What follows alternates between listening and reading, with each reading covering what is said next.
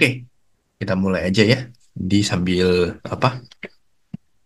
Sambil nunggu teman-teman yang lain kita mulai aja karena udah 10.15 10.05. Jadi selamat pagi semuanya. Kita ketemu lagi ya seperti yang tadi saya bilang untuk bulan ini kita ketemunya di hari Minggu. Biasanya kan hari Sabtu ya.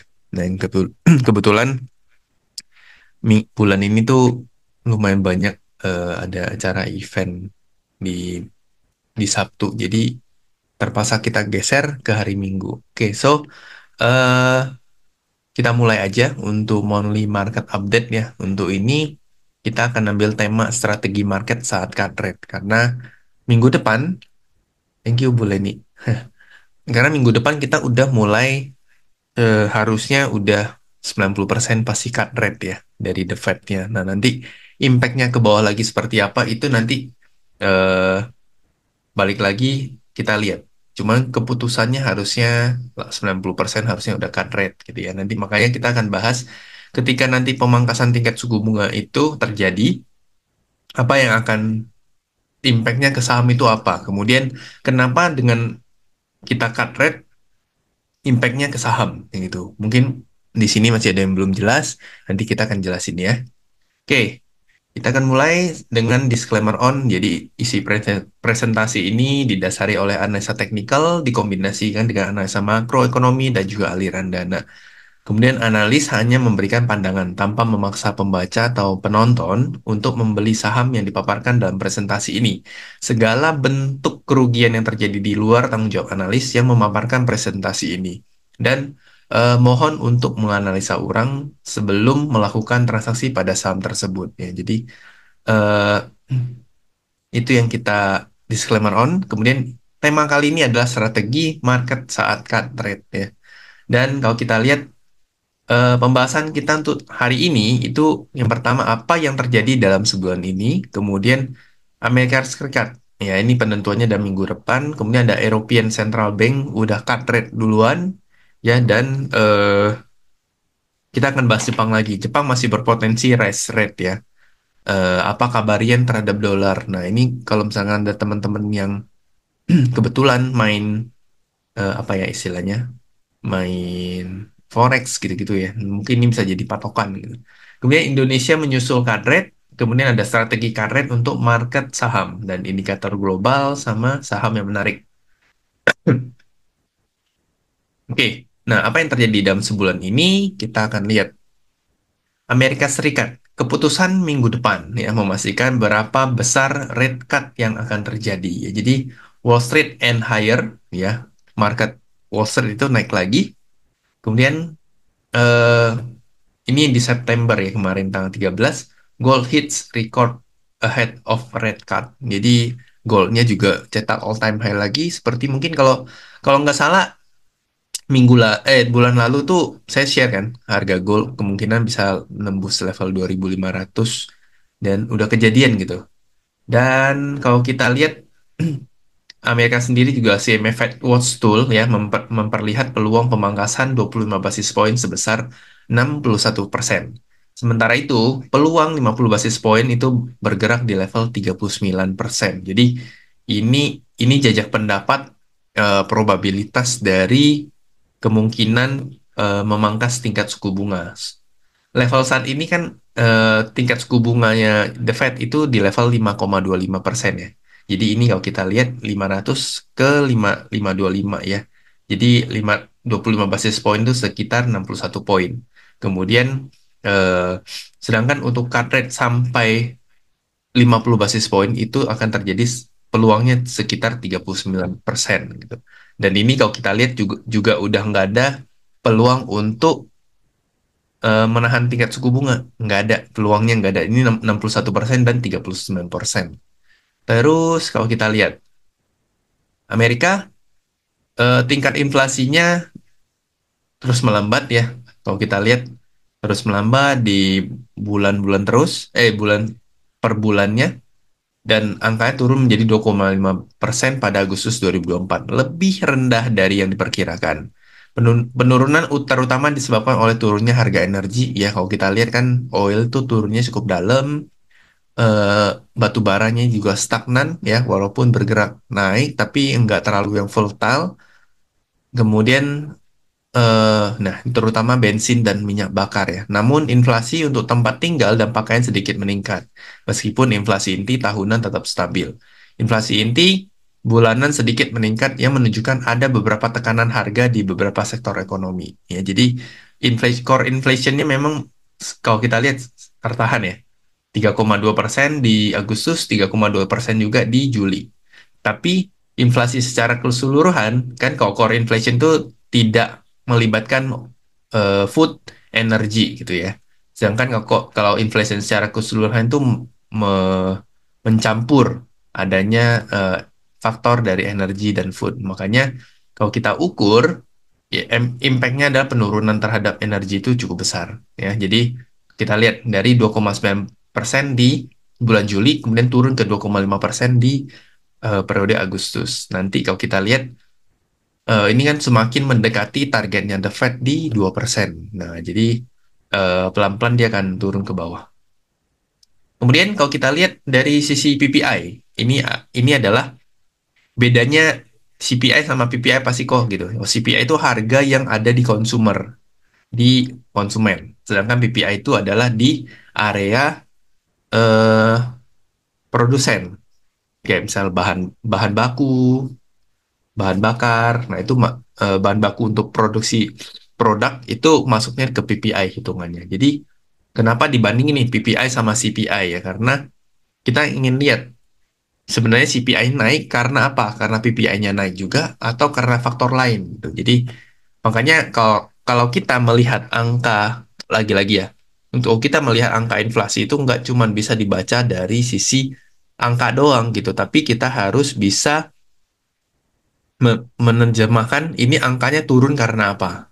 Makanya kita mesti breakdown ke bawah, lihat angkanya tuh karena apa gitu. Nah, oke. Nah, ini kalau kita lihat dari sisi produsen itu mengalami kenaikan sebesar 1,7%. Eh, ini untuk US PPI secara keseluruhan masih turun, tapi core PPI-nya naik. Core PPI-nya ini tetap ya, gitu. Jadi lebih rendah dari ekspektasi dan merupakan kenaikan terendah dalam 6 bulan terakhir. Meskipun ada peningkatan, laju kenaikan ini jauh lebih rendah dibanding rata-rata historis dan menunjukkan bahwa tekanan harga dari sisi produsen telah melambat. Ya, jadi dari sisi produsen itu udah mulai melambat pelan-pelan turun gitu. Eh, jadi eh, dari sisi CPI udah turun cukup signifikan, kemudian PPI-nya mulai turun ya, walaupun tidak sesignifikan CPI, tapi walaupun tapi arahnya udah turun lah istilahnya. Walaupun core-nya masing-masing juga dua bulan terakhir masih ditahan ya, kayak gitu. Jadi harusnya ini udah sejalan arahnya ke eh, penurunan target dari The Fed gitu ya. Kemudian nanti sebelum kita lanjut, mungkin ada teman-teman yang mau bertanya, silakan drop chat pertanyaan ke chat ya. Nanti akan kita jawab. Oke, kita lanjut. Nah, ini soal pengangguran ya. Jumlah klaim pengangguran di Amerika Serikat sedikit meningkat sesuai dengan ekspektasi pasar, tapi masih mencerminkan pelemahan dalam pasar tenaga kerja. Kenaikan klaim awal dan klaim yang terus berlangsung menunjukkan kondisi pasar tenaga kerja yang melambat, seiring dengan data payrolls yang lemah di bulan Agustus. Jadi, eh, kita lihat ya, payrolls-nya udah turun, kemudian perlahan itu initial jobless claim-nya naik. Jadi, angka penganggurannya pelan-pelan naik gitu. Artinya apa? Artinya udah mulai sedikit menggambarkan kondisi pasar tenaga kerja ini udah mulai melemah. Ketika pasar tenaga kerja melemah, eh, pelan-pelan itu akan sangat memberikan impact yang cukup besar ke ekonominya gitu. Ketika daya beli udah lemah karena apa? Karena orang udah susah dapat kerja. Nah, itu impact-nya bisa domino domino efek ya. Karena yang kita kumpulin uang udah nggak bisa gampang dapat uang, otomatis belanjanya jadi melemah gitu. Jadi habis itu impact-nya ekonomi melemah, inflasinya melemah. Inflasinya melemah karena lebih ke eh, demand pull inflation ya. Dan artian permintaannya turun segala macem gitu. Oke, selanjutnya kita lihat. Nah, ini FOMC tanggal 17 hingga 18 September. Jadi kalau kita lihat minggu depan persisnya, kalau nggak salah itu hari Selasa, antara Selasa dan Rabu ya. Jadi itu pasti akan sangat dinantikan oleh pasar market pada bulan ini, karena ini jadi penentu. Harusnya The Fed udah mulai memangkas tingkat suku bunga. Nah, pertanyaannya, apakah akan terjadi sebesar 25 basis poin atau 50 basis poin? Nah, dua itu yang mesti kita bedain. Oke, Baik, kita lihat apakah pergerakan market saat ini udah price in. Nah, ini yang kita akan bahas karena di sisi lain, ketika yang di luar ya banyak ya gempar-gempor soal ini pemangkasan tingkat suku bunga udah di depan mata, otomatis market akan running lagi. Nah, kita harus lihat dari sisi eh, market US-nya dulu. Apakah harga, misalkan seandainya kalau The Fed ngekat 25 basis point itu marketnya akan turun dulu atau akan turun turun atau akan langsung lari gitu. Nah, menurut saya saat ini kalau misalkan nanti The Fed memutuskan untuk memangkas tingkat suku bunga itu sebesar 25 basis point, itu sudah price in menurut saya. Karena apa? Karena dia udah mulai rally nih. Begitu kemarin yen carry trade turun, nah dia udah mulai rally. Dua-duanya semuanya udah mulai rally ke atas. Ya. Baik ini DJI, Nasdaq, S&P 500 juga rata-rata udah eh, rally gitu.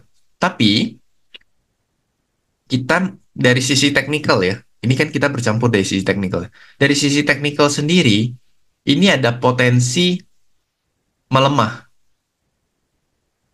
Kecenderungannya untuk market US ya, ini kita pisahin. Kecenderungannya untuk market US itu akan berpotensi untuk terkoreksi ke bawah, dan terkoreksi. Ya, karena ini udah mulai peak. Pertama, di Dow Jones walaupun kemarin cetak all time high, tapi dia ada punya potensi seandainya kalau nggak balik ke all time high-nya yang terdekat, itu dia akan kecenderungan untuk terkoreksi ke bawah. Kemudian juga Nasdaq udah sekali nggak bisa bikin higher high baru, kemudian dia masih ada potensi untuk turun ke bawah.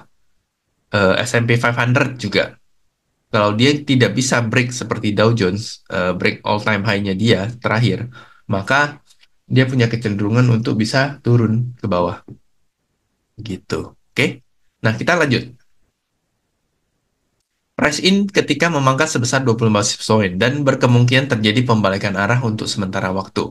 Jika 50 basis point, seharusnya akan ada koreksi yang cukup masif pada market Amerika. Jadi, saya mengasumsikan gini, kalau misalnya nanti cut rate 25 basis point, market mungkin ditarik naik, habis itu dikoreksi. Jadi sell on news lah. Ini teman-teman tahu kan sell on news ya. Jadi kemungkinan dia akan terjadi sell on news.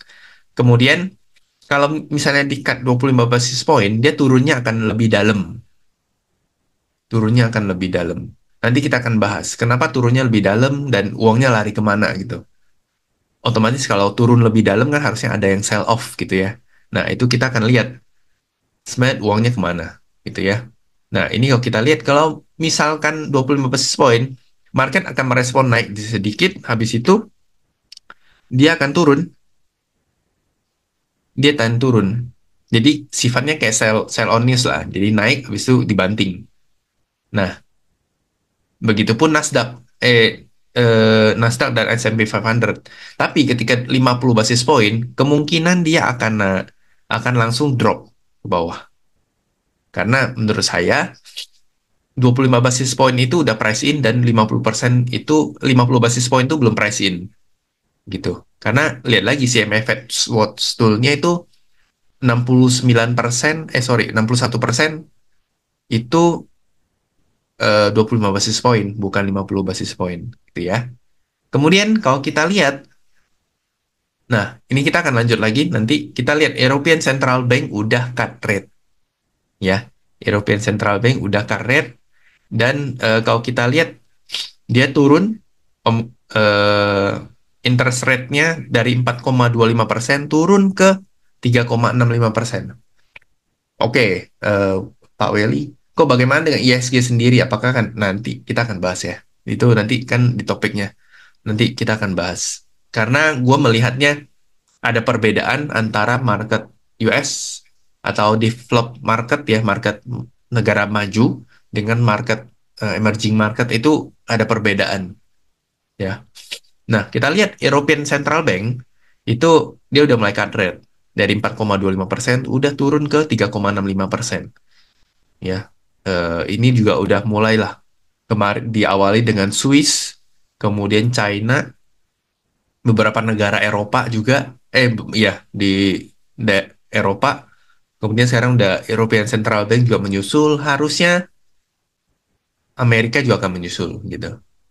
Oke, kemudian kita lihat, nah itu tadi European Central Bank sekilas, kemudian kita akan bahas Jepang. Jepang berpeluang untuk menaikkan tingkat suku bunga. Jadi Jepang ini terbalik sama kita lah, yang tadinya selama 2 tahun terakhir kita masuk di era suku bunga yang tinggi, tapi mereka tuh di era suku bunga yang rendah. Bahkan hampir hampir pernah minus kan suku bunganya gitu. Jadi eh, BOJ kali ini dia udah mengambil keputusan sejak Agustus untuk menaikkan tingkat suku bunga mereka. Kemudian BOJ terakhir juga ada statement ya mengumumkan bahwa akan berkemungkinan menaikkan tingkat suku bunga mereka lagi jika inflasi mereka masih belum bisa ditahan. Jadi sekarang Jepang ini mirip-mirip seperti The Fed. Dia kemarin kaget sebenarnya. Eh, Dia juga conference gubernur Bank Jepangnya, BOJ-nya itu dia bilang kita nggak nyangka begitu kita naikin suku bunga, kalau nggak salah 0,25 ya, 0,25% itu bisa membuat marketnya crash 14% Nikkei. Kemudian bisa ngedrag saham-saham perusahaan-perusahaan yang lain. Bukan perusahaan-perusahaan yang lain, indeks-indeks yang lain gitu. Nah, itu yang terjadi impact pada ketika Jepang naikin tingkat suku bunga. Seperti umumnya, pada umumnya memang kondisi saham, market saham itu tidak akan menguntungkan ketika ketika suku bunga tinggi, gitu. Ya, jadi ketika tingkat suku bunga tinggi. Nah, eh, terus kita juga baru tahu, maksudnya kita baru ngeh kalau ada yang namanya yen carry trade, ya. Yen carry trade yang udah kita bahas di sebelumnya, jadi orang menukar orang meminjam, misalkan kita meminjam yen di bank di Jepang dengan tingkat bunga yang sangat rendah. Kemudian uangnya ini kita convert ke USD, kita masuk ke saham-saham US yang lagi performanya bagus ya, fundamentalnya lagi bagus-bagusnya, bisnisnya lagi bagus, terutama tech sektor ya, seperti Nvidia. Kemudian mungkin sebagian juga masuk ke Taiwan ya, di mana Taiwan apa itu itu tiba-tiba lupa. eh yang chip untuk bikin chip, bahan untuk bikin chip itu lagi naik-naiknya, konduktor atau apa ya, tiba-tiba lupa. Mungkin kalau teman-teman masih ingat, boleh di share di chat ya. Nah, itu juga mengalami kenaikan yang sangat signifikan. TSMC, betul. TSMC itu sahamnya Taiwan yang naiknya sangat-sangat signifikan seperti Nvidia lah. Itu juga menarik marketnya Taiwan, Taiwan Semiconductor ya. Itu juga menarik marketnya Taiwan seperti layaknya Nvidia narik si Nasdaq. Jadi kita lihat kemudian Kospi juga Korean Index ya. Itu juga naiknya juga mirip. Nanti saya kasih lihat contoh-contoh indeksnya mirip-mirip gitu pergerakannya. Nah, begitu udah dapat duit masuk ke sana, nah begitu BOJ sepakat untuk menaikkan tingkat suku bunga, otomatis kan ada kenaikan dari eh, bunga pinjamannya. Bunga pinjamannya naik.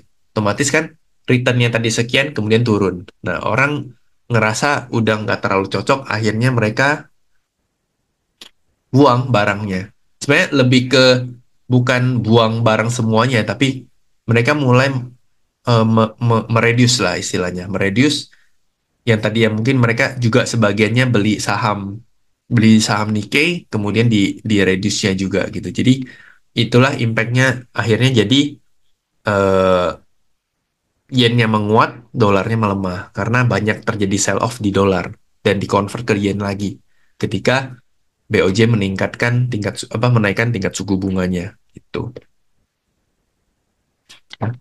ya itu. Jadi terus ini masih jadi masih berkemungkinan BOJ itu menaikkan tingkat suku bunga. Lalu yen carry trade masih terjadi, namun sudah tidak seperti kemarin. Jadi harusnya yen carry trade ini masih akan terjadi teman-teman. Tapi sudah tidak seperti kemarin lah. Jadi nggak seperti yang tiba-tiba langsung dibanting, udah nggak. Jadi periodenya udah mulai seperti selain biasanya lah. Mereka akan keluar pelan-pelan. Kalau kemarin kan shock effect ya. Nah begitu ini udah tahu nih. Jadi orang udah mulai antisipasi. Kan saya selalu bilang, market itu mau sentimennya buruk atau baik, itu dia tidak akan turun dalam ketika bukan hal yang di luar dugaan atau mungkin yang sesuatu yang shock effect lah. Yen carry trade kan itu sesuatu yang shock effect ya. Makanya 2 hari langsung drop ke bawah. Tapi kalau dia lagi berita buruk, dia turunnya akan pelan-pelan turun. Dia nggak akan langsung turun dalam. Begitu juga contohnya di COVID. Era COVID kan begitu ketika orang anggap COVID itu bukan sesuatu yang ganas, tapi ternyata ganas, orang jadi kaget, kemudian drop marketnya. Jadi yang harus kita antisipasi itu bukan buruk apa enggak, tapi ini kalau sesuatu buruk yang tidak disangka-sangka ya, tidak disangka-sangka. Mungkin kalau orang kripto makanya menggunakan teori Black Swan teori ya, sesuatu yang tidak disangka-sangka akan datang gitu. Itu biasa kejadian. Nah, gue juga punya teori dan selalu gue pahami bahwasannya ketika diomongin terus, satu hal diomongin terus tanpa didukung sama data, itu biasanya kan tidak akan terjadi lah. Mungkin contohnya 2022 kita di banyak bahas soal resesi global segala macam. Tapi kan ternyata nggak kejadian gitu.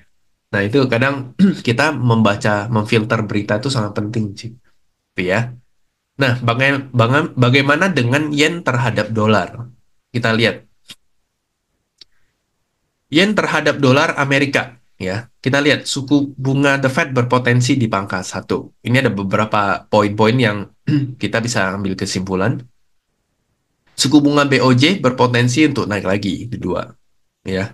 Kemudian kalau kita lihat, Japan remains the largest foreign holder of US Treasury securities. The second is China. South is holding fall to 768 billion hingga 770 billion in April. Jadi sekarang yang memegang US Treasury, bondsnya US itu paling banyak tuh dari mana? Dari Jepang. Kok bisa? Ya itu karena yen carry trade tadi gitu. Bondsnya US Treasury yield terakhir kalau di era itu ya di bulan-bulan itu tuh masih di level 4, persen sampai 5 persenan. 5 persenan. Jadi kita cuman nitipin duit, kita beli bondsnya US, itu setahun dapat 5 persenan dengan zero risk gitu. Hampir zero risk lah. Nah, terus biaya bunganya cuma sekian persen, bahkan nggak nyampe 1% kan. Nah, itu uh, that's why kenapa banyak Japan itu menjadi the largest foreign holder di US Treasury gitu ya. Dan jika Treasury bonds US memiliki permintaan tinggi, maka dolar berpotensi melemah bahkan terhadap yen Jepang ya. Jadi ketika orang kan sekarang the largest pemegang ini kan Jepang.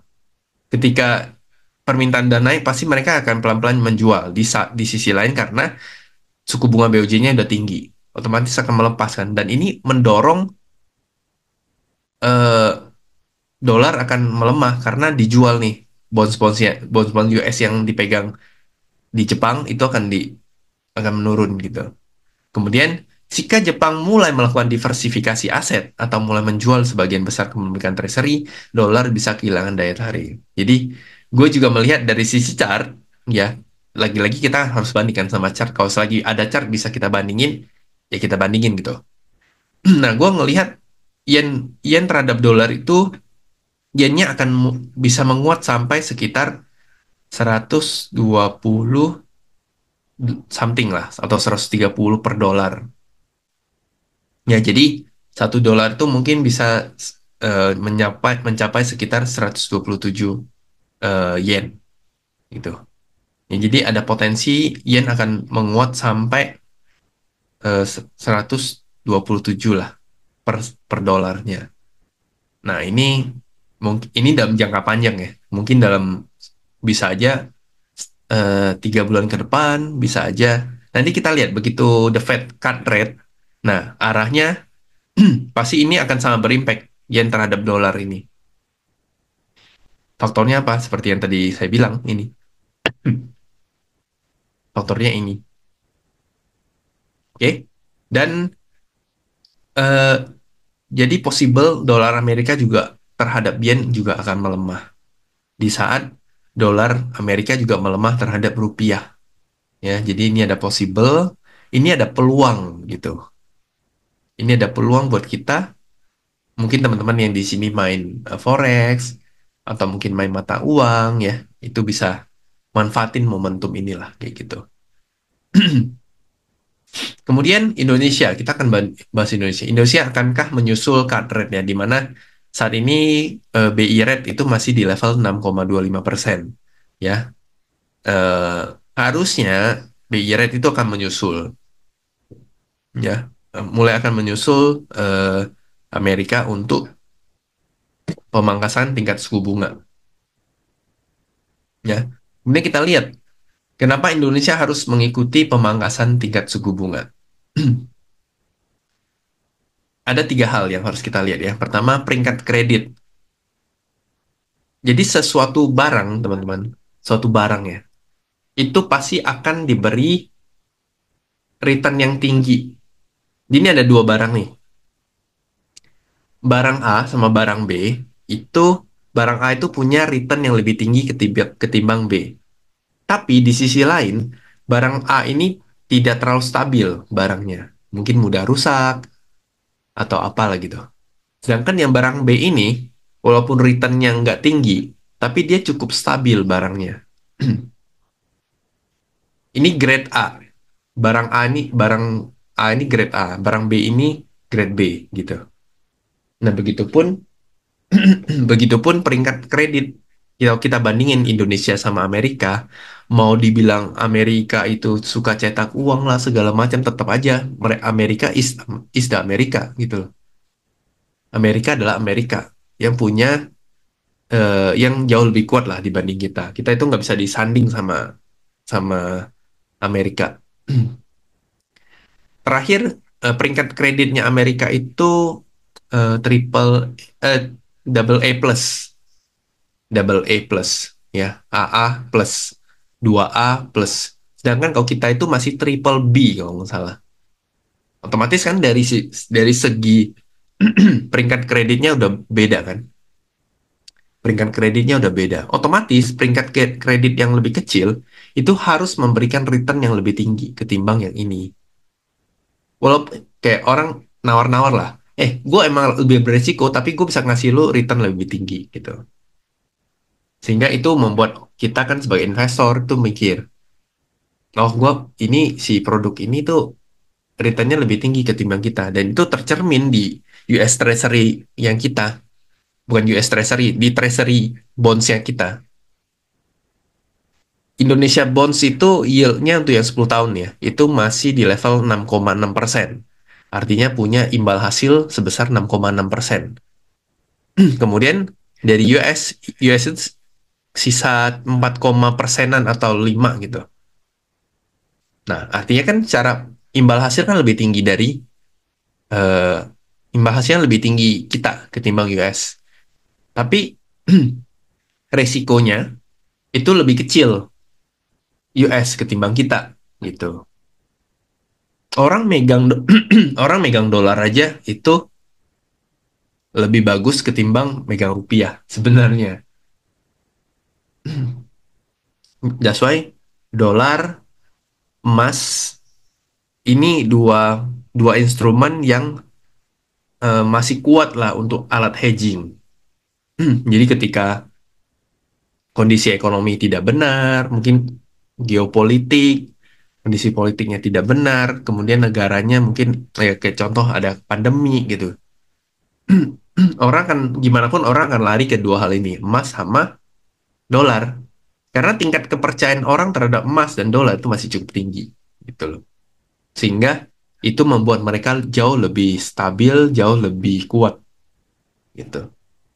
Kan kalau sebenarnya satu instrumen itu makin dipercaya orang, itu makin akan kuat. Gitu ya. Mungkin teman-teman akan cari apa the full theory ya. Gue lupa namanya. Pokoknya the full theo apa gitu istilahnya. The full theory lupa. Nah itu kan kenapa alasannya salah satunya. Mereka bikin simple contoh. Kenapa emas ini bisa dihargai semahal itu? Ya karena makin banyak orang yang percaya bahwasan nilai ini akan bagus gitu. Nilainya bagus ya. Jadi eh, begitupun yang lain. Misalnya saham. Banyak orang yang percaya saham ini akan bagus. Tomat. Banyak orang percaya bahwa BCA itu bagus. Otomatis sahamnya akan in long term akan naik terus kan. In long term kan uptrend terus gitu. Oh, the greatest full theory kalau nggak salah. Itu ngejelasin gimana sih kenapa satu satu satu instrumen atau sesuatu itu bisa ada nilainya dan kenapa nilainya bisa naik gitu ya. Jadi mau nggak mau kita juga harus ikut turun gitu. Karena setinggi-tingginya yield obligasi pasti ketika cut rate dia akan ada peaknya lah, agak akan ada titik apa ya istilah peaknya. Karena begitu udah mentok yieldnya, returnnya udah mentok, orang akan turun. Orang akan pelan-pelan keluar dari obligasi juga gitu, ya. Ini kalau ada yang nggak ngerti boleh ditanyain ya. Nah, kita akan lihat sedikit data ekonomi Indonesia. GDP kita terakhir itu di level 5,05%. Jadi masih cukup bagus ya. Ini juga target pemerintah. Kemudian inflasinya kita di secara year on year itu masih di level 2,12%. Kemudian cuman bulanannya itu udah deflasi sebanyak 3 bulan ya deflasinya.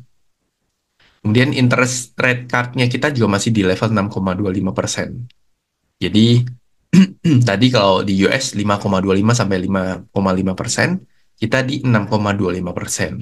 Jadi umumnya jarak rate kita sama rate-nya US itu sekitar 1% lah. Kayak gitu. Ya, jadi dia nggak akan jauh-jauh. Next. Walaupun suku bunga bertahan 6,24% ya, pangkas meyakini akan mangkas tingkat suku bunga seiring dengan The Fed terlebih dahulu melakukan pemangkasan tingkat suku bunga. Jadi BI harusnya akan ikut, tapi BI itu bukan yang berani untuk potong tingkat suku bunga dulu. Dia pasti akan ngikutin The Fed. Nah, kita akan lihat global indicator rupiah. Nah, kita lihat rupiah cukup stabil di level 15.300-an ya. 15.300-an dan cukup bertahan. So far harusnya dia akan ranging di level ini lah. Kalau dibilang apakah akan naik ke 16 ribuan ke atas lagi, kayaknya rasa-rasanya agak susah. Kenapa? Karena pertama, oh nanti ada sih sesi yang satu lagi. Jadi kalau kita lihat rupiah mungkin akan ranging di sekitar 15.000, mungkin paling mentok 16.000, dan range bawahnya di level 15.300-an. Nah, ini nggak tahu nih teman-teman di sini ada yang mulai beli dolar nggak untuk menikmati range mungkin hampir 100 poin ya. Ya, sekitar 100 poin lah dari 15.300 sampai eh, mendekati 16.000 ya. Itu lumayan lah kalau mungkin yang teman-teman main main mata uang. Apalagi kan sekarang kalau kayak BCA kan bisa di switch ya beli mata uangnya. Itu jauh lebih gampang kan. Nah, jadi rupiah so far masih cukup bagus dan sangat-sangat bagus ya. Dan kita juga lihat rupiahnya karena inflow ke kita juga cukup besar, makanya rupiahnya cukup stabil. Di sisi lain juga dolar indeksnya juga turun. Better USD or yen? Nanti kita cek ya. Gue lupa yen terhadap IDR tuh apa gitu. Oke, oke. Nanti kita lihat. Saya lupa eh IDR terhadap yen tuh berapa. Nanti kita buka chartnya. Di dolar indeks kalau kita lihat, ini dolar indeks mungkin dalam jangka pendek mungkin dia bisa menguat paling maksimal mungkin di 102 ya. Tapi in long term dia punya tekanan. Karena itu suku bunganya udah mulai turun, otomatis aset-aset instrumen investasinya udah tidak terlalu menarik, sahamnya udah cukup peak ya, udah cukup tinggi, sehingga akan terjadi outflow yang membuat dolarnya melemah. Mungkin sebagian akan disumbang dari yang tadi yang dari yen BOJ. Mungkin sebagian orang akan lari duitnya ke Jepang ya. Sehingga itu membuat dolarnya melemah. Dolar punya potensi untuk melemah 98 ke area 98 dolar indeksnya. Mungkin jauh-jauhnya ya 95 lah. Tapi ini nggak terjadi dalam 1 bulan. Harusnya 2-3 bulan bahkan tahun depan ya. Potensinya masih ada sampai ke situ. Nah, dolar indeks melemah belum tentu dolar terhadap rupiah itu juga melemahnya sama ya. Balik lagi tergantung dua sisi. Oke, sekarang dolarnya melemah, artinya Amerikanya udah nggak terlalu menarik. Tapi kalau Indonesianya nggak bisa menguat, ya susah juga untuk rupiahnya turun lagi di bawah 15.000. Jadi teman-teman harus bedain. Jadi kalau teman-teman lihat dolar indeks punya possible untuk turun ke bawah. Tapi kalau rupiahnya Indonesianya tidak mendukung, udah tidak, maksudnya sekarang udah di sini, Indonesia nggak bisa naik lagi nih. Otomatis dia tidak akan membuat rupiahnya terhadap dolar itu akan makin menguat. Nah, that's the problem yang kita nggak tahu. Kalau Indonesia dari segi stabilitasnya makin bagus, kemudian ekonominya growth, harusnya rupiahnya juga bisa menguat sampai 15 ribuan. Nah, di sisi lain, eh, penguatan mata uang juga tidak terlalu bagus untuk trade balance-nya kita. Untuk ekspor impornya kan nggak terlalu bagus. Kalau mata uangnya terlalu menguat kan buat ekspor impor nggak cukup bagus kan. Karena misalkan kalau yang impor, yang ekspor, yang bayarnya kan harus bayar spread antara mata uangnya terhadap rupiahnya atau dolar terhadap rupiahnya jauh lebih tinggi kan. Jadi di sisi lain pun eh, rupiahnya harus diimbangin lah. Menguatnya jangan sampai kelewatan juga. Karena dari sisi ekspor impornya kita juga akan, nah itu, ekspor untung, impor yang rugi. Nah itu, ya. Ya, dari sisi kita yang ekspornya untung karena rupiah, tapi yang bayarnya itu yang mahal. Kan mereka harus eh, convert dulu kan, gitu. Jadi, jangan harap rupiah itu bisa di bawah 15.000 ya jangan. Itu terlalu berbahaya. Jadi kita harus ambil karena banyak faktor kan. Harus balance. Lihatnya balance harus kelihatan balance-nya lah gitu. Ya. Cuman harusnya sampai akhir tahun mungkin rupiah kan sekitar di sini. Ya akan sekitar terjaga di 15 ribuan inilah gitu. Oke. Tadi udah bahas dolar indeks. Kemudian gold. Nah, gold kemarin kalau kita bahas bisa nembus level 2540-an ya. Sekarang target gold itu bisa sampai sekitar 2600-an. Nah, next target goal ini bisa sampai situ. Jadi goal ini mau resesi, mau pandemi, mau suku bunga dinaikin, mau suku bunga diturunin, goal itu menurut saya selalu diuntungin. Selalu punya keuntungan. Ini alat hedging yang saat ini masih cukup bagus.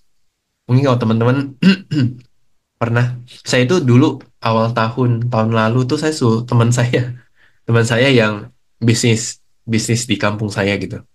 Dia nanya, emas boleh beli nggak? Boleh, beli aja. Gue bilang, justru harusnya kalau lu punya uang nganggur, kamu beli emas gitu. Emas batangan. Ya, emang, emang masih bisa naik. Waktu itu masih di 1900-an lah. Bisa, masih sangat-sangat bisa. Apalagi kondisi di saat itu eh, inflasi US segala macam masih cukup kuat. Oke, nanti dibahas ya. Ini ada yang tanya juga. Harga gold udah naik tapi saham sektor gold pergerakannya masih stagnan. Nanti kita akan bahas. Mungkin gue jawab deh. Jadi gold masih possible ke level 2600. Nah, sekarang kalau kita kaitin dengan saham-saham yang di Indo, kenapa gold itu susah naik, saham-saham gold itu sentimennya? Karena balik lagi, kan cuma satu ya, saham gold yang naik ya, PSAB, naiknya cukup tinggi.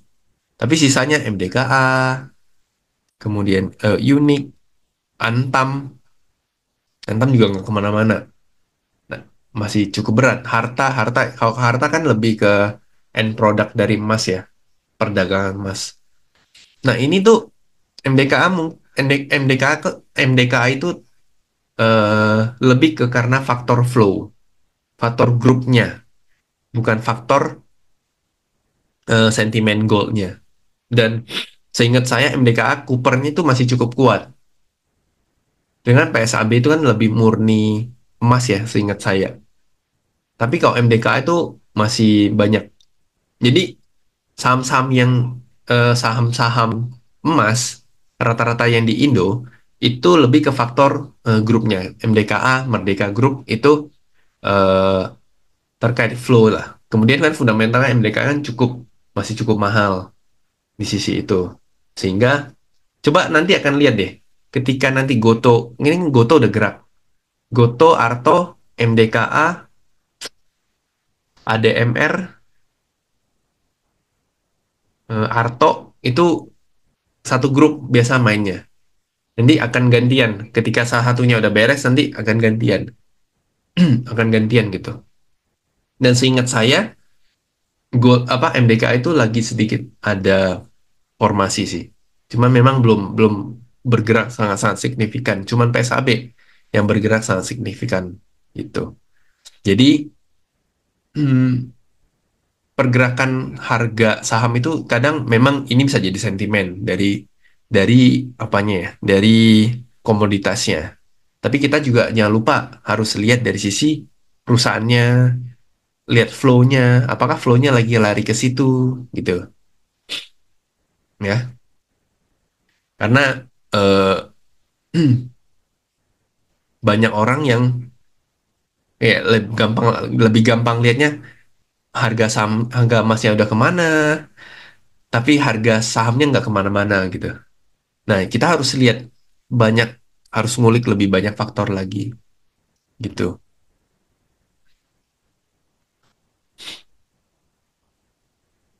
Nah, itu juga bisa kebantu kan dari faktor corporate action. Gue lupa akuisisi apa, cuman dari situ gitu.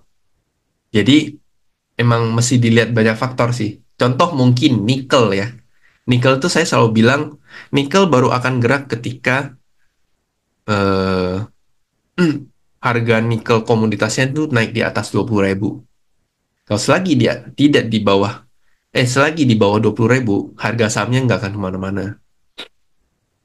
Plus apa?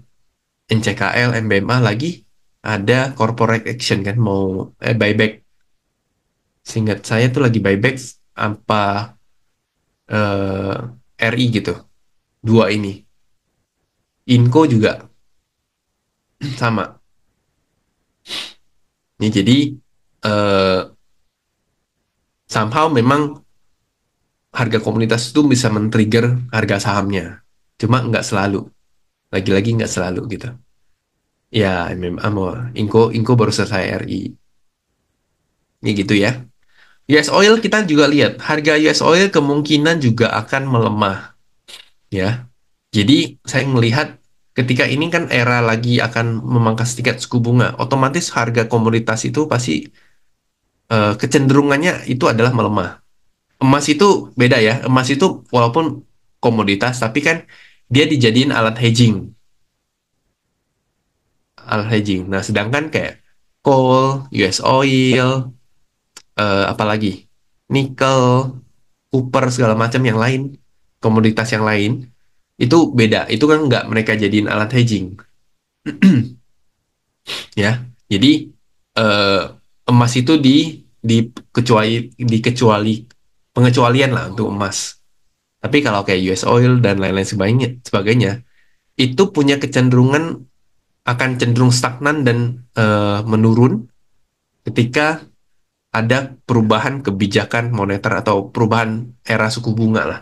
Kosan itu perubahan era suku bunga dari yang era suku bunga tinggi kemudian ke era suku bunganya rendah. Nah, begitu nanti. Jadi flow-nya sedikitnya seperti ini. Era suku bunga mulai menurun, otomatis itu biasanya umumnya itu akan men-trigger pertumbuhan ekonomi.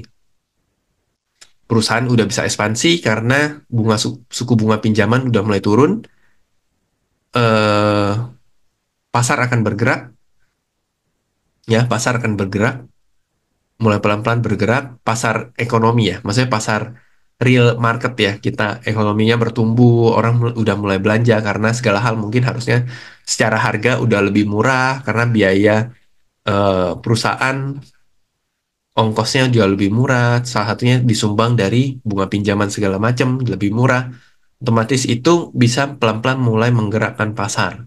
Begitu nanti menggerakkan pasar, timbul permintaan, perusahaan ekspansi butuh permintaan, bahan baku segala macam mungkin udah mulai naik, termasuk nanti bahan bakar. Nah, disitulah nanti masuk ke era komoditasnya rally lagi, gitu. Jadi itu kayak flow-nya lah, gitu. Kecuali komoditas di-trigger sama perang, tiba-tiba bisa spike, bisa naik. US oil sama UK oil bedanya di mana? UK oil supportnya di mana? Oh, UK oil belum dia nanti nanti dilihat ya. UK oil. Nah, ini kita lihat US oil ya. Oke, kita mungkin buka chart dulu sebentar. Kita tadi bahas, kita akan bahas ya dari, eh, oh tadi saya mau nunjukin soal bedanya. Nah, kita lihat ya. Ini, sorry. Hmm,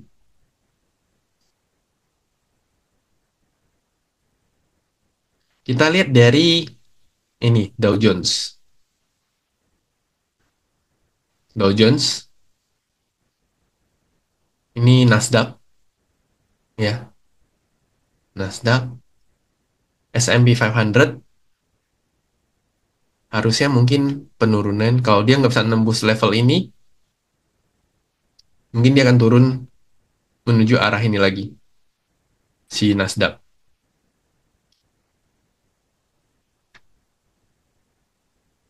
Ingat ya, modelnya kan begini nih chartnya. Ya, lihat Nikkei. Juga mirip kan, dia udah rally cukup jauh, kemudian ini dibanting, ini naik lagi, ini nggak kuat.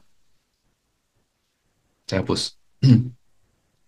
Jadi dia punya kecenderungan untuk bisa terkoreksi lagi, ya kan? Punya kecenderungan untuk bisa terkoreksi lagi, gitu. Sebentar, ya. Kita lihat Kospi, mirip kan pergerakannya? Terus apa lagi ya? Taiwan, sama kan pergerakannya? Ini uptrend banget nih Taiwan, ya. Dia naik, turun, tidak kuat akan turun lagi.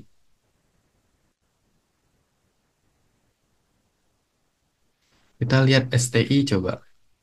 Nah, kita lihat perbedaannya. Yang tadinya udah, ini rata-rata kan yang tadi saya bilang, negara maju yang punya perusahaan tech banyak, itu rata-rata naiknya cukup tinggi, Kospi. Ya, walaupun dia belum peak sampai ujungnya di tahun 2021, tapi dia udah rebound lah. Reboundnya cukup jauh. Nikkei, all time high. Ya, Dow Jones all time high, Nasdaq all time high, S&P 500 all time high. Sekarang kita lihat negara-negara emerging market. Kita mulai dari ISG, baru mencetak all time high. Belum ada tanda-tanda pembalikan arah dalam eh, range yang besar. Oke. Kemudian kita lihat Thailand. Thailand juga mulai gerak. Kemudian kita lihat Vietnam. Vietnam juga mulai gerak.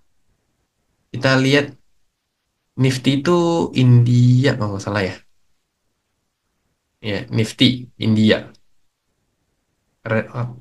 Larinya gila-gilaan ya. Kalau ini Australia masih uptrend.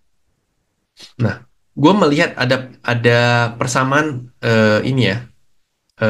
Kemudian ini Hang Seng. Hang Seng masih belum cukup kuat. Nah, gue ngelihat ada persamaan antara kita, Taiwan, Vietnam, dan India. Sedangkan ada persamaan antara develop market tadi yang saya sebut, ya. Ada persamaannya. Jadi saya melihat akhir-akhir ini uang-uang yang dari simple, dari Nikkei, dari Kospi, Taiwan, itu mulai mengalir ke ISG, Thailand, Vietnam, kemudian India. Kalau nggak salah ini Nifty India. Sorry kalau salah ya. Ini India, karena saya masukin ke Asia. India. Ya kan Nifty, coba lihat ya. Ya, Nifty India, NSA. Ya kan? Jadi kelihatan uangnya itu mulai mengalir ke emerging market seperti yang tadi saya bilang. Dan nanti kita juga akan bahas ini ya. Oke, kita cek dulu UK Oil. UK Oil.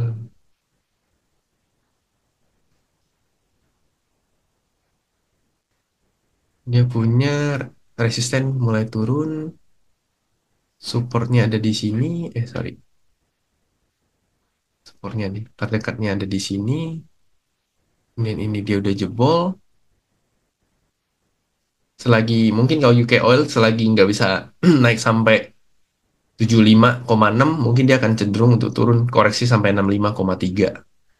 Ya, sama mirip ya. Sebenarnya mirip-mirip sama US Oil juga. Ya kan, pergerakan juga hampir sama. Beda hanya beberapa dolar sih. Seingat saya, apa UK Oil sama US Oil tuh beda cuma beberapa dolar. Tapi secara pergerakan tuh akan sama sih. Sama kan? Jadi dua-duanya masih akan kecenderungan dalam midterm itu akan cenderung melemah lah gitu. Cenderung melemah. Ya, ini UK Oil. Pergerakan sebelum COVID, eh, kita lihat di 12-an dia terjaga di 100. Ini komoditi super cycle tahun 2014. Ini juga komoditi super cycle, ya dia akan mungkin bergerak di level 60-an lah ya. Kalau kita lihat di sini. Kemudian ada udah. Oh, kita lihat USD IDR.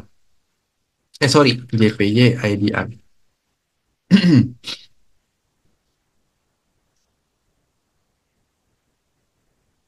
Nah, kalau kita lihat eh, Jepang yen terhadap rupiah itu possible yennya bisa menguat, yennya menguat. Mungkin kalau seandainya dia turun ke level 105 lagi di sini, nah ini mungkin teman-teman yang mau ngumpulin yen ya boleh masuk sini ya. 105, kalau balik ke 100 sih harusnya nggak akan, agak susah lah. Karena yennya cukup kuat sih. Apalagi terhadap dolar aja dia menguat gitu. Harusnya kalau mungkin dia nanti koreksi-koreksi, ini kan yen carry trade turun ya. Nah, kalau dia misalkan dia turun ke sini, mungkin teman-teman boleh nabung sih. Kalau mau ya, 105 nih 105. Ini masih ada pijakan. So far, ya dia belum. Ini ini gedenya tahun berapa nih? Tahun 2020. Jadi dia masih punya kecenderungan terkoreksi. Nah, jadi dia udah secara teknikal dia udah breakout di sini, udah ngetes lagi di sini. Nah, ini tinggal dia mungkin bisa nyampe sini 120 lagi ya, karena seingat saya yen itu cukup stabil terhadap rupiah itu di sekitar 120. Nah, ini kalau misalkan di turun katakan di bawah 109, 108, mau beli boleh sih. Tapi untuk jangka panjang ya, untuk jangka panjang. Karena kan tadi ini kemudian USD IDR ini juga boleh, masih cukup menarik ya.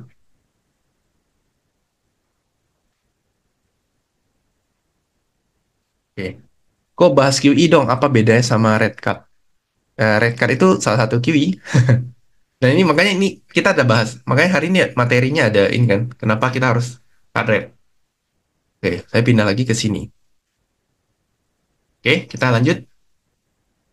Kita akan bahas dulu ISG. ISG ini ada dua skenario. Ya, memang target ISG akan naik sampai sekitar 8.000 ya. Target akhir tahunnya sekitar 8.000. Dan sekarang udah di 7.800. Ya, kita lihat. Tapi mungkin kalau misalkan balik lagi. Kalau 25 basis point mungkin akan terjadi sell in news. Sell on news. Jadi teman-teman hati-hati. Bukan hati-hati sih, tapi susun strategi lah ketika 25 basis point di cut. Mungkin akan sell on news dan dia akan turun. Nah, turun ini mungkin teman-teman mulai antisipasi nyari barang-barang banking, eh, Telkom Astra itu boleh lihat sih. Menurut saya itu cut apa? Itu kesempatan untuk beli barang.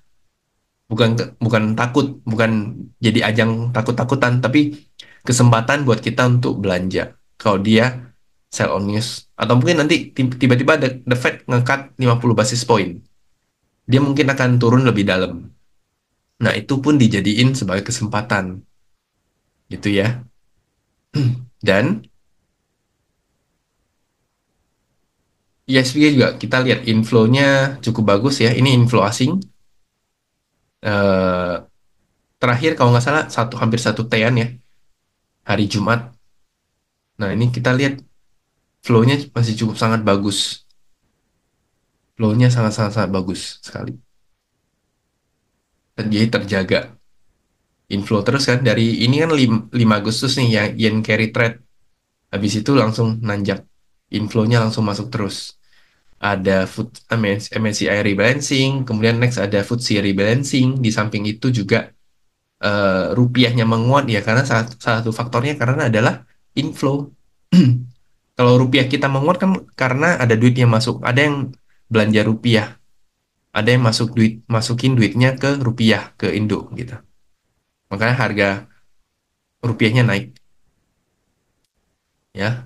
Kemudian kita lihat, oh sorry, gue lupa bahas. Kita lihat dari sisi obligasi. Kita cek ya tadi seperti yang saya bilang ya, US 10 year yieldnya nih saat ini bahkan udah 3,6. Cuma kemarin kan masih termaintain nih 4,2% di Juli. Agustus dia udah mulai nurun. Nah, udah mulai menurun. Nah, target dari US Treasury yieldnya ya, imbal hasilnya, angka imbal hasilnya. Imbal hasilnya tuh bisa sampai 3,2% di sini. Bayangin kamu, kita beli obligasi yang cuma returnnya 3,2%. Apakah masih menarik?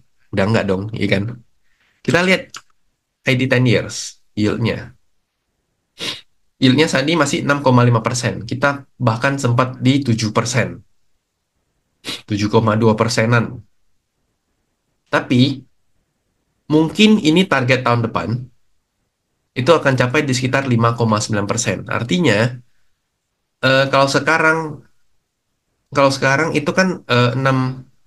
Jadi biasanya returnnya obligasi sama return USA, return treasury bond sama rate suku bunga itu biasa beda hampir 1%. Bedanya hampir 1%. Jadi kalau tadinya di sini 7,2% dengan suku bunga BI itu 6,25%, artinya ada sedikit spread 1% ya. Nah, bayangin kalau target secara teknikalnya sampai 5%. Artinya mungkin suku bunga kita mungkin bisa di-maintain di bawah di sekitar 4%, sekitar 4,25% lah. Tapi ini harusnya tahun depan, nggak mungkin tahun ini. Gitu. Nah, sekarang di 6,5%. Dengan 6,5% kan udah mendekati harga suku bunga kita kan, 6,25%. Nah, kalau misalnya nanti cut eh, suku bunganya di cut 6,25%, katakan BI dimulai dengan 25 basis point, artinya balik ke 6%. Nah, 6%-nya itu harusnya yield 10 years-nya ini udah mulai bergerak di bawah 6%. Ataupun bergerak di sekitar 6% sini. Gitu. Nah, ini yang mau gue jelasin. Ketika suku bunga di-cut, sebenarnya uang itu lari kemana?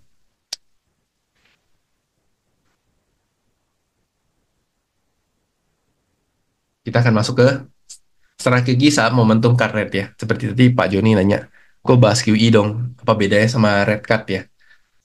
Sebenarnya QE itu QE sama red cut kan bagian dari red cut. Bagian dari red cut itu bagian dari QE, quantitative easing. Quantitative tightening kan berarti naikin suku bunga gitu, salah satunya. Kalau QE berarti easing. Ya salah satunya ada cut rate gitu. Nah, strategi saat momentum cut rate. Nah, ini yang akan saya bahas. Pahami dulu, ya kita akan coba untuk memahami dulu bagaimana perubahan arus uang ketika ada perubahan kebijakan moneter. Ya, uang mengalir dari return yang rendah dan risk yang rendah. Ingat ya, uang itu mengalir dari return yang rendah dan risk yang rendah menuju return yang tinggi dan risk yang bisa diukur. Ini momen ketika kondisi ekonomi, kondisi globalnya stabil. Mau dia develop market, mau dia emerging market, metode ini akan dipakai. Pernyataan ini, apa istilahnya? Quote ini akan dipakai lah. Uang itu akan cenderung nyari dari tempat yang aman, ya, risk yang kecil, return yang rendah. Contoh sekarang ya, risk yang kecil, return yang rendah apa? Obligasi US, deposito US. Deposito US katakan dapat 5% per tahun. Tapi risknya kan zero. Obligasi, risknya hampir zero. Kemudian pelan-pelan ketika returnnya udah peak, udah mentok nih, dia akan mulai mencari ke return yang cukup tinggi dan risk yang bisa diukur. Jadi bukan return yang tinggi dengan risk yang tinggi, enggak. Tapi risk yang bisa di risk yang bisa diukur gitu, ya. Nah, begitupun sebaliknya, ketika kondisi globalnya tidak stabil, eh, geopolitik bergejolak, politiknya bermasalah, ini sebaliknya, uang akan mengalir ke return yang standar aja atau kecil dengan risk yang sangat kecil, gitu. Ya. kita jangan bayangin kita mungkin ya masih mungkin kalau asetnya 2 miliar, 5 miliar tuh masih cukup gampang diatur lah ya. Walaupun udah nggak segampang misalkan kita punya modal di bawah 1 miliar. Tapi bayangin ada manajer investasi yang mengelola sekian ratus triliun uang nasabah di dunia, ya. Tentu dia akan memilih melihat risk mana yang paling rendah. Oke lah, gue akan masukin ke deposito atau bonds US dengan return paling cuma 5%, 6%, tapi risknya hampir zero. Risknya hampir zero. Makanya tiap kali ada kesempatan untuk jelasin hal ini tuh saya selalu memberikan pemahaman ini kepada teman-teman. Karena jangan sampai teman-teman menganggap, lah cuma 5% doang returnnya, jangan. Karena yang selalu saya ajarkan adalah risikonya. Karena begitu nanti teman-teman, kita doa baru banget sih. Aset kita makin besar, aset kita makin besar, itu kita udah nggak bisa sembarangan. Gerakannya udah nggak bisa sembarangan. Ibaratkan tadinya kita bawa mobil sedan, kemudian tiba-tiba aset kita jadi seperti bus. Kan kalau bus itu kan udah nggak selincah kita bawa mobil sedan kan, kayak gitu kan. Nah, kayak gitu, begitupun ketika seorang manajer investasi ataupun kita mengelola duit yang tadinya cuma modal asetnya 1 M sama 10 M itu udah pergerakannya udah berbeda gitu. Cara eksekusi marketnya udah berbeda, mengelola manajemen portfolionya juga udah berbeda. Kalau misalkan portfolio saham kita misalkan 100 juta, kita beli BCA 50 juta tuh tinggal masih bisa haka-haki lah. Tapi kalau misalnya kita punya aset 100 M, 1 M aja mau masuk ke BCA itu kita nggak bisa haka-haki, nggak bisa haka-haki, nggak gampang untuk haka-haki gitu. Jadi makanya saya mau teman-teman tuh pahami. Jadi yang dilihat resiko. Kenapa sampai saat ini banyak uang parkir di obligasi, parkir di deposito, terutama developed market seperti US gitu. Ya karena semata-mata kondisi globalnya tidak stabil, inflasinya masih belum menurun, daripada saya harus meresikokan uang sebesar itu di aset yang beresiko dalam artian adalah saham, contohnya, mending saya parkirin aja di US Treasury. Mending saya parkir aja di deposito US. Setahun 5%. Atau triliun aja 5% berapa tuh? Daripada ketika tiba-tiba perubahan gejolak market berubah, turun dalam, asetnya rugi. Ya kan? Harusnya kalau teman-teman lihat ya, ini saya belum cek sih. Logikanya, mungkin teman-teman sih ada yang main reksadana. Reksadana obligasi saat ini jauh lebih menguntungkan ketimbang reksadana saham atau reksadana campuran. Nggak tahu, mungkin teman-teman ada paling nih megang reksadana obligasi sama reksadana saham. Pasti reksadana obligasi lebih di atas daripada reksadana saham. Ya. Nah, begitupun nanti sebaliknya, uang itu akan mulai mengalir mengalir ke return yang lebih besar, tapi risknya juga naik dibanding risk yang sebelumnya gitu. Nah, ini ada sedikit bagaimana uang itu mengalir.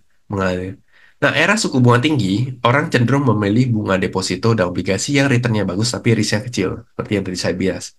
Penurunan suku bunga, orang mulai memindahkan uang dari deposito, contoh misalkan deposito US ya, kita ambil contoh deposito US, bukan deposito Indonesia. Deposito Indonesia mungkin sekitar 2% atau 3% gitu, menuju obligasi yang returnnya masih di atas tingkat suku bunga. Jadi, hal pertama, biasanya ya, kita ngomongin umumnya, ketika cut rate, uang itu tidak langsung masuk ke saham, tapi mereka akan masuk ke obligasi yang terbitnya sebelum pemangkasan tingkat suku bunga. Jadi sekarang obligasi yang lagi laku itu adalah obligasi yang udah diterbitin sebelum era pemangkasan tingkat suku bunga. Apa? Aduh, tiba-tiba lupa. Kode obligasi itu apa sih? ORI, kemudian ada dua lagi, FR. Itu kan punya return, kalau teman-teman lihat rata-rata returnnya 6-7% kan. Itu di atas suku bunga BI. Nah, nanti ketika BI udah cut rate, negara nerbitin obligasi lagi, itu udah tidak semenarik obligasi yang terdahulu. Udah nggak dapat tuh returnnya 6-7% tuh udah nggak dapat. Pasti udah di bawah suku bunga. That's why kenapa begitu baru cut rate, duit orang itu mulai kecenderungan untuk menjelang cut rate hingga ketika cut rate, itu kecenderungan orang duit lari ke obligasi. Contoh kelihatan kok dari ID 10 years. Ini kan harga yieldnya. Kita coba cek harga obligasinya rata-rata yang 10 tahun. Udah di harga par 100. Misalnya zoom in. Udah di harga par 100. Jadi yield sama harga itu kan bergerak berlawan arah. Harganya turun, yield akan naik. Tapi harganya naik, yieldnya akan turun. Jadi akan bergerak berlawan arah. Ya. Kalau misalkan kita yang kan ada yang namanya trader bonds ya. Trader bonds itu mereka emang mainnya trading di obligasi. Nah, kalau kita lihat ID 10 years-nya kita udah mulai naik 100. Coba yang bonds-nya yang 1 tahun. Udah di harga par, bahkan udah mau masuk ke kategori premium. Udah nggak dapet tuh di bawah harga par. Ini harga par terakhir tuh di berapa? Di 99 tuh di Mei 2024. Terakhir 99 tuh di Juni. Ini sempat 5 Agustus. Harganya turun. Terus tapi tutupannya naik. Udah nggak dapet yang 3 tahun. Udah premium malahan. 101. ID 03. Yieldnya berapa sekarang? Yieldnya 6,3%. Yang bonds 3 tahun. Punya return 6,3%. Ya, government bonds ya satu bulan. 1 bulan aja returnnya 6,4%.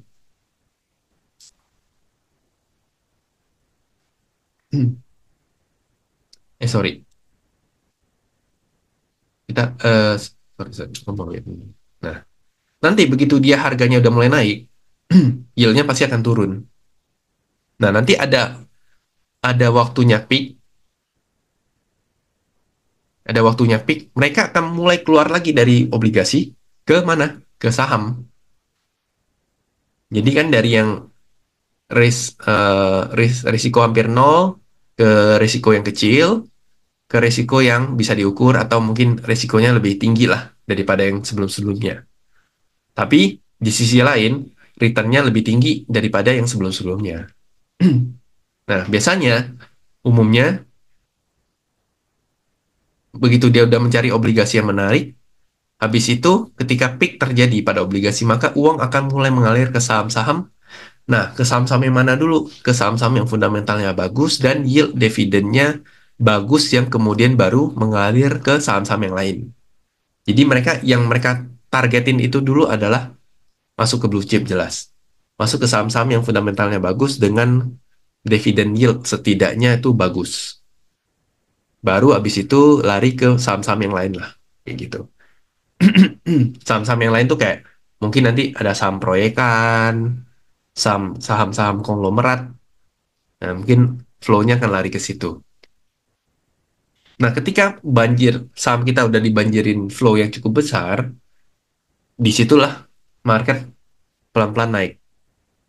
Pelan-pelan akan stabil menuju all time high akan rally lah saham-sahamnya. Kayak gitu. Gimana? Ada yang mau ditanyain sampai di sini?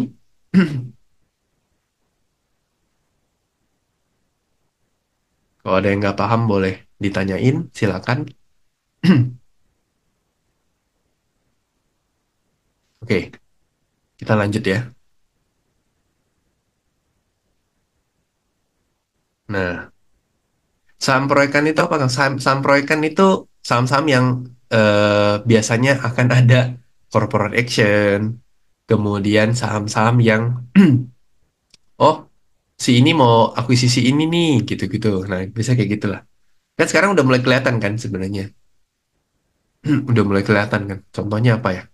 Kayak SSIA, kemudian eh apa sih? Saham ASRI gitu-gitu. Liatin aja, kenapa Asri bisa terbang segitu sedangkan yang sisanya enggak gitu. Ya kan? Saratoga, saham-saham konglomerat lah istilahnya. Apa tanda-tanda obligasi itu peak kok? Tanda-tanda obligasi itu peak ketika yieldnya udah turun dan harganya udah terlalu premium lah. Biasanya udah nggak bisa naik nih. Udah masih, nah, begitu yieldnya udah turun sampai udah nggak bisa turun lagi, dia udah mau membelok lagi. Nah, biasanya tuh udah kelihatan. Kemudian kita lihat tiba-tiba sahamnya banyak inflow. Nah, itu biasa tanda-tanda eh, obligasinya udah peak. Nah, kayak PSAB, Asri, Adaro, nah Adaro, ya kan? Oke. Nah, saat ini adalah saat bentar lagi itu akan ada saatnya orang itu melihat eh, air apa, bukan air sih. Uang tuh dari develop market menuju emerging market. Emerging market itu seperti kita gitu, ya. Mudah-mudahan udah nggak ada masalah yang lain yang kita tidak tahu terus tiba-tiba muncul. Mudah-mudahan udah nggak ada. Oke? Nah, saya akan share beberapa sektor saham yang diuntungkan ketika pemangkasan tingkat suku bunga. Nah, ini mungkin bisa teman-teman akan bisa jadi acuan, ya. Saya tidak akan share sahamnya, ya. Tapi saya cuma share dari sektornya aja. Ya, sektornya itu kalau auto itu positif. Ini ada dua, interest rate cut sama currency appreciation. Jadi terhadap currency-nya. Nah, kalau banks itu negatif, tapi sebenarnya kalau currency appreciation-nya masih cenderung positif. Tapi bank ini menurut saya 50-50. Tergantung balik lagi ke banknya. Banknya kalau yang fokusnya ke consumer, B2C, ya, yang fokusnya ke UMKM, itu rata-rata harusnya positif. Karena bunga pinjamannya turun, otomatis orang kan udah mulai berani bisa pinjam uang, gitu. Kan kalau sekarang, contoh ya, yang B2C kan kayak BRI ya. Itu kan punya UMKM apa? Kredit rakyat kurnya kan 7% seingat saya. BTPS ya. Itu kan punya kurnya kok bunga kurnya tuh sekitar 7% lah. Seingat saya 7% apa 6% gitu. Nah, harusnya nanti begitu interest card-nya juga mereka akan bunga lending segala macam juga akan turun. Ya, semen, konstruksi lebih ke karena biaya suku apa bunga pinjam ya. Kemudian digital bank, infrastruktur ya. Nah, ini makanya neutral. Media, coal mining, metal mining itu masih cenderung netral. Ya, nah ini ntar tinggal dikorek doang. Udah dikasih clue, tinggal dicari. Bank itu apa, auto apa, transportasi apa gitu. Tinggal dicek aja. Jadi mainnya yang di sini yang positif, positif-positif dulu baru netral. Ya, properti itu. Nah, ini ada sedikit eh iklan dikit ya teman-teman ya. Sebentar. Iklan dulu dikit. Sambil saya buka ini, mungkin kalau teman-teman ada yang mau bertanya, silahkan.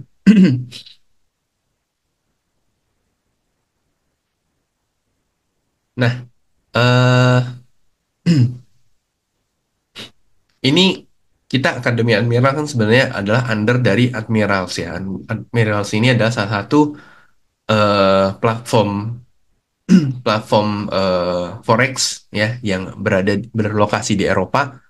Nah, ini teman-teman tuh sebenarnya eh, bisa beli bisa beli saham US itu ya dengan sesuai dengan nominalnya. Dalam artian teman-teman tuh nggak harus beli senilai harga si sahamnya.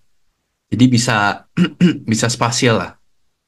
Jadi misalkan teman-teman punya 100.000 mau beli Nvidia dalam bentuk 100.000 tuh bisa banget gitu ya. Jadi teman-teman bagi yang mau coba, tapi ini harus pakai VPN ya, dan tinggal daftar di admiralsmarket ya .com. Nanti tinggal daftar, nanti akan dipandu sama eh nanti biasanya kita udah regis itu nanti kita akan ditelepon sama orang admiralsnya gitu ya. Oke. Nah, ini sekilas sekilas iklan dari Admirals. Kemudian Admirals tadi itu nggak cuman untuk invest saham juga bisa. Kemudian kalian mau main forex juga bisa. Mau trading forex juga bisa gitu. Dan kalau nggak salah masih ada welcome bonus ya. Seingat saya masih ada welcome bonus. Coba saya lihat. Ya, masih ada. Seingat saya masih ada welcome bonus kok. Kayak gitu. Jadi sebentar saya nyari mana ya. Special offer. Nah, masih ada 100% welcome bonus ya. Jadi bisa dimanfaatin. Gold spot bisa, bisa. Gold spot ya, gold spot. Ntar gue cek ya, Pak Welly. Tapi kalau kalau forexnya bisa sih, SAU-nya bisa. Oke. Nah, tadi gue tuh mau lihat perkiraan ISG sell on-nya sampai mana. Oke, ini ya. Mungkin kalau sell on news, dia mungkin akan di level ini. Koreksinya mungkin di level 76 itu masih menurut saya masih cukup bagus. Koreksinya masih cukup sehat lah karena dia udah naik cukup lumayan. Jadi kemungkinan kalau misalnya dia koreksi sampai 7.600-an itu boleh diperhatiin. Kalau misalkan ternyata dia koreksi lebih dalam sampai 74. 74 ini area pijakannya lah. 74 7.430 sampai 7.480. Itu areanya apa? Composite dia. Area composite. Jadi selagi dia koreksi ke sini, jangan takut teman-teman, tapi perhatiin, nyari saham-saham yang menarik. Biasanya kan saham di rally dimulai dari apa? Dari blue chip, dari saham-saham mungkin Barito sekarang ya. Nah, itu lihat pergerakannya. Yang suka beli blue chip, manfaatkan momentum koreksi ini. Jangan sampai kelewatan, jangan sampai takut ya. Wajar banget ketika begitu card rate akan turun ya, karena apa ya? Karena tadi yang udah kita jelasin kan. Cenderung orang akan mostly akan lari dulu ke bonds ya. Trading di bonds habis itu baru keluar ke saham gitu. Oke, next kita akan beberapa ada saham yang menarik yang menurut saya bisa diperhatiin untuk teman-teman. MBMA ya. eh Mungkin di level 530 540 ini kelihatan ada rounding bottom di sini dan area-area ini boleh dibeli ketika dan jaga SL-nya di bawah 510 tutupan. Tutupannya tidur di bawah 510 mungkin boleh cut loss dulu besoknya. Kemudian targetnya ada di sekitar 610 sampai 620.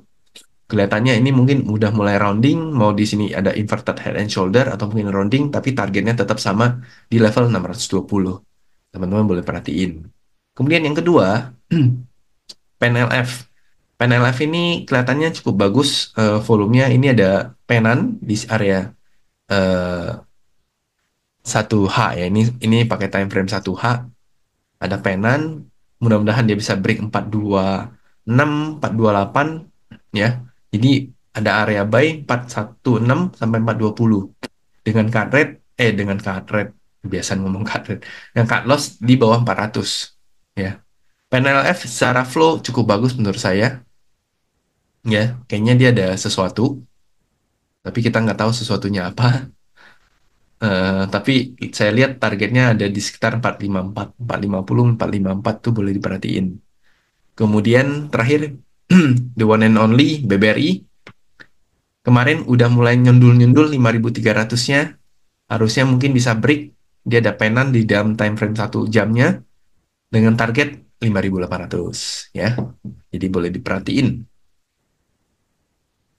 Oke, sebelum kita tutup atau sebelum kita Q&A ya, ini gue akan share, ini masih 2 minggu lagi ya, mungkin teman-teman yang di sini paket kilat siap berinvestasi saham ya. Ini saya akan bawain 6 sesi ini ya, termasuk seperti yang tadi saya jelasin soal eh, ke obligasi itu segala macam kan itu masuk ke makroekonomi ya dan asetnya. Jadi itu saya akan ngajarin eh sorry, haus.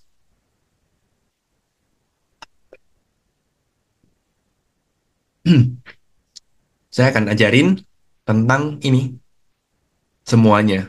Mengenal IPO dan corporate action. IPO-nya juga saya akan ajarin teman-teman gimana sih cara screening biar dapat saham kayak brand, ADMR, gitu-gitu ya. WIRG. Kita akan cari tahu seperti apa dan kita nggak saya nggak akan ngajarin cara baca prospektusnya lah, nggak. Tapi saya akan ngajarin gimana cara melihat mencari saham-saham yang menarik yang untuk yang IPO ya. Kemudian corporate action kayak seperti RI, private placement, kemudian eh, apa lagi ya? RI ya lain sebagainya, buyback segala macam ya. Kemudian pembagian dividen segala macam. Kemudian kita juga akan belajar tentang analisa fundamental dan analisa teknikal dan screening saham. Nah, ini kebetulan ada special offer karena udah harinya udah semakin dekat. Ini buat teman-teman yang daftar daftar dan join itu akan dapat harga 1,5 juta. Jadi udah nggak perlu bayar 3 juta, tapi bayar 1,5 juta. Itu kalian udah dapat 6 modul ini dan acaranya offline ya, Sabtu 28 September di kantornya Akademi Admirals di Jalan Cendrawasih, Kebayoran Lama, deket Pondok Indah Mall, deket area-area situ lah, arah-arah situ. Dan eh 1,5 juta ini nggak cuma dapat ini doang, tapi nanti kita akan ada grup eksklusif ya selama 6 bulan ke depan untuk ngebahas apa yang udah kita pelajarin.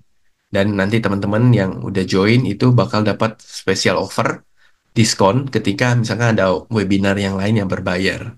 Teman-teman bisa dapetin itu semua ya. Jadi manfaatin momentumnya, silakan chat ke grupnya Akademi Admirals ya. Bilang mau ikut acara ini gimana gitu ya. Nanti akan dibantu. Kemudian itu aja. Mungkin ada Q&A yang masih mau dipertanyakan. IPO Gewa, belum ngecek, belum ngecek, Ci. Tapi so far saya lihat belum ada IPO yang menarik. So far belum ada IPO yang sangat-sangat bagus. Iya, offline. Kebetulan lagi acara offline.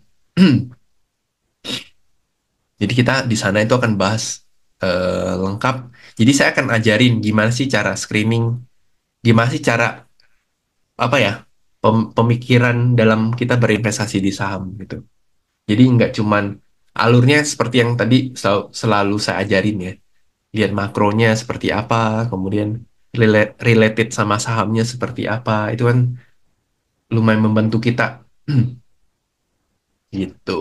Nah, mungkin masih ada pertanyaan sampai di sini.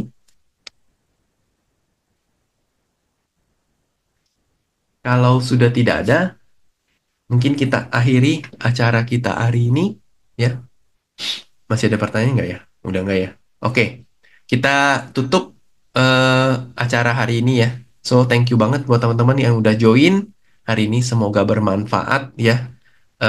Mohon maaf jika saat pembawaan tadi ada kata-kata yang salah, mungkin ada materi yang kurang tepat ya. Itu mungkin boleh dipertanyakan lagi nanti. Terima kasih atas udah join ya. Ini hari Minggu masih join belajar. Jadi so thank you banget buat teman-teman yang udah join dan teman-teman jangan lupa follow untuk Instagramnya Academy Admirals, TikToknya Academy Admirals dan Telegramnya Academy Admirals. Oke, so kita akan ketemu lagi di lain kesempatan dan selamat berakhir pekan karena besok masih libur ya. Kita akan ketemu lagi di lain kesempatan. Selamat siang dan terima kasih. Thank you.